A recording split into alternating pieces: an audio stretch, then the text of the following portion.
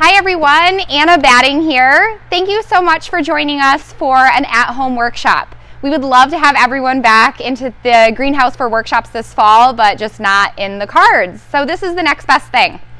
What you have in front of you is a kit for a harvest wine bottle succulent arrangement.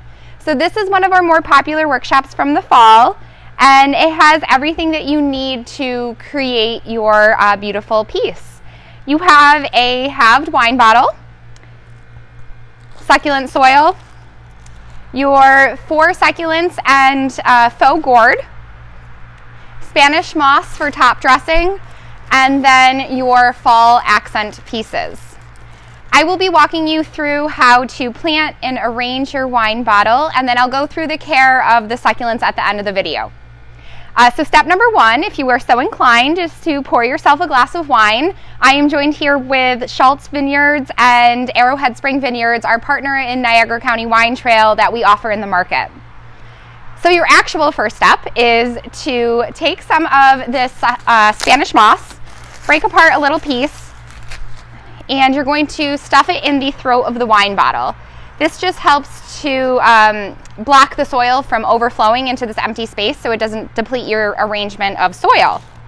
Next, you are going to take the cork and lightly cork your wine bottle. Don't be too heavy-handed here. I've had some of the guys break these while they're helping me set up for the workshops.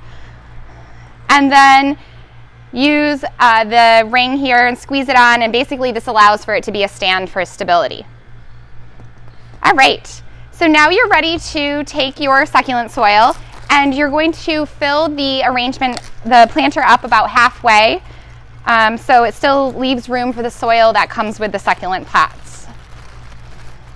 So I guess we're going to do about 3/4 full. Like so, if you can see. And then you're going to start thinking about how you want to arrange your succulents. So I like to do a mix of colors and textures. So you can see in this one we have the red next to the blue with the yellow gourd for a pop, and then some different texture at the end here. So you have 5 pieces, which is perfect for arranging. We love odd numbers. And we'll put some height in the middle, and at the ends we'll put the little rosettes. So when you plant your succulents, you want the crown of the plant, so where the stem meets the soil, to be flush with the top of the wine bottle. If you plant it too high, it makes it really difficult to water, and if you plant it too low, it looks like it's kind of shoved in the planter. So obviously this whole square pot doesn't fit into the wine bottle, so it's okay to remove some of the soil on the succulent, and if you need to break apart some of the roots, that's fine too. Succulents are really hardy. And they have shallow root systems, so it's okay to break up those roots a little bit so it fits. All right, so I can show you how I did that again. So just kind of breaking up the root ball here, moving the soil away and placing it in. One more little guy to do at the end before I get to place the gourd. So you can see those 3 there. And then I guess I'll wait and do the gourd at the end so I can nestle it in so it looks right. Put this one right at the end here. And then you want to fill it up with soil so there's no pockets of soil in the planter. But once again, you don't want the soil overflowing on the top because it's going to make it difficult to water. All right, so that's how it looks before I add the gourd. And then this little pumpkin, this little faux gourd, I'm just going to nestle right in there. So cute start, but what we're going to do next is add the Spanish moss. And it really doesn't do anything for the health of the plant, it's really more for aesthetics. So I like the Spanish moss because it adds a nice finishing touch, makes it look a little fancier, covers up the soil so you don't see the soil. And just overall makes the planter look more full.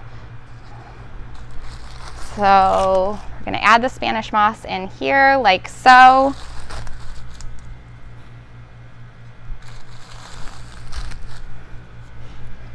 Right. And it's okay for it, I mean, it's personal taste, but I like it to look a little messy, so the Spanish moss is kind of overflowing the sides of the planter as well.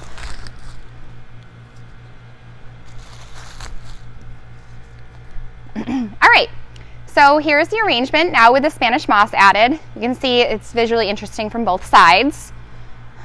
I usually have one side that looks better than the other, but that just worked out this time. So then you get to decorate with your fall accents. So in your little baggie of fall accents, what you have are dried ryegrass and then also some dried Milo berries that are dyed for fall color. So these I like to add in just for some pops of color in the little spaces between the succulents. Just gives it that fall spin.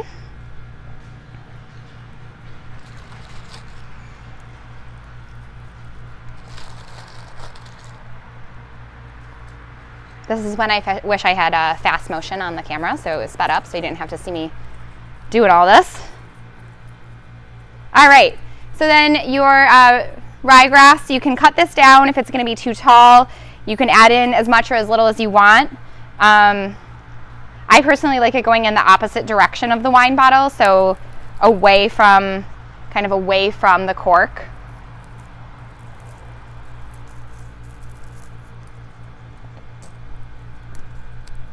I'll add one more in. Like I said before, I love things in odds, so we'll have 3 pieces in here. All right, so now you have a beautiful succulent creation with a little harvest spin. Perfect for a centerpiece to add to your fall decor, or maybe a little gift for someone who needs a pick-me-up.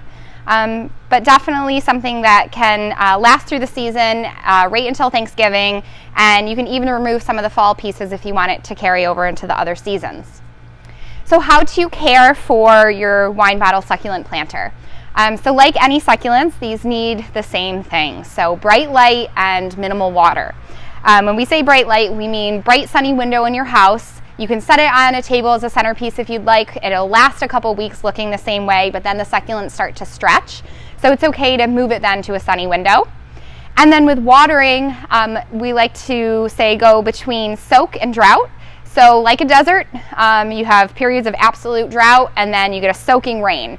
So when you water, you want to emulate that same situation. So let the soil completely dry out between watering and then soak it, don't mist it. Let it completely dry out before you water again.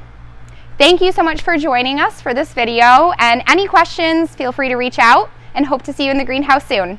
Thank you.